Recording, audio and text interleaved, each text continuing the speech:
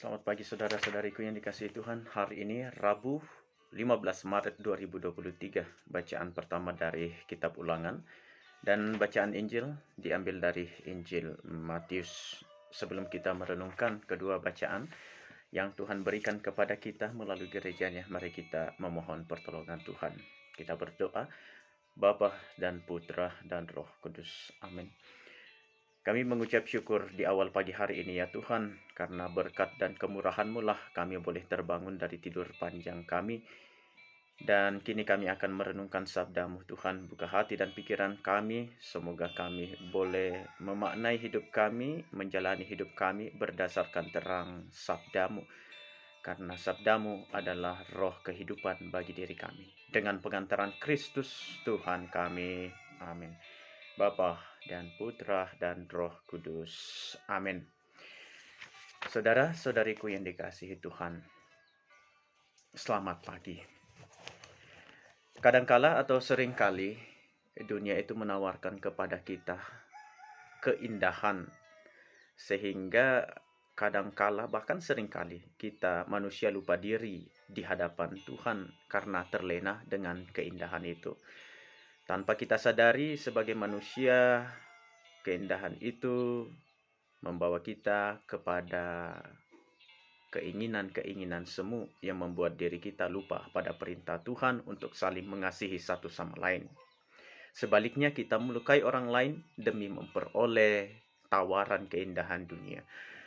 Banyak contoh yang terjadi di keluarga-keluarga ya, karena tawaran dunia sehingga baik suami maupun istri itu kemudian saling melukai satu sama lain.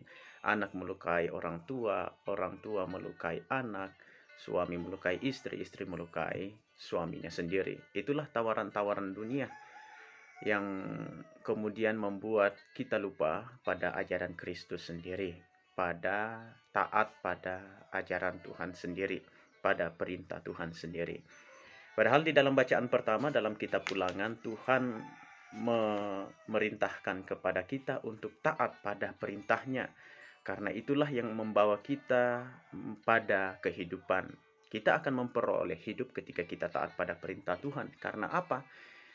Di dalam bait pengantar Injil dikatakan, sabda-Mu ya Tuhan adalah roh dan kehidupan. Engkau mempunyai sabda kehidupan kekal.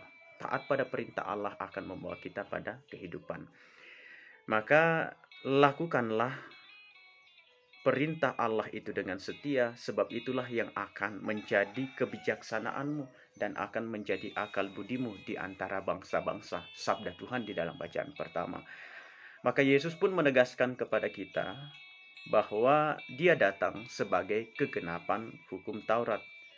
Aku datang bukan untuk menyediakannya, melainkan untuk menggenapinya. Sebagai konsekuensinya ialah mengikuti ajaran Kristus sebagai kegenapan hukum Taurat, kita akan memperoleh kehidupan. Sebaliknya, ketika kita tidak mengikuti ajaran Kristus sebagai kegenapan hukum Taurat, maka kebinasaanlah yang akan kita peroleh. Maka ikutilah ajaran Kristus sebagai kegenapan hukum Taurat yang perintah utamanya adalah kasih. Jika tawaran dunia, yakni keindahan-keindahan itu, membutakan mata kita sehingga kita tidak taat pada perintah Tuhan, ingatlah bahwa kita sedang berjalan menuju kebinasaan. Segeralah bertobat dan mencari jalan ketaatan pada perintah Tuhan, karena ketaatan imanlah yang membawa kita pada keselamatan kekal. Tuhan Yesus memberkati kita. Amin. Dalam nama Bapa dan Putra dan Roh Kudus.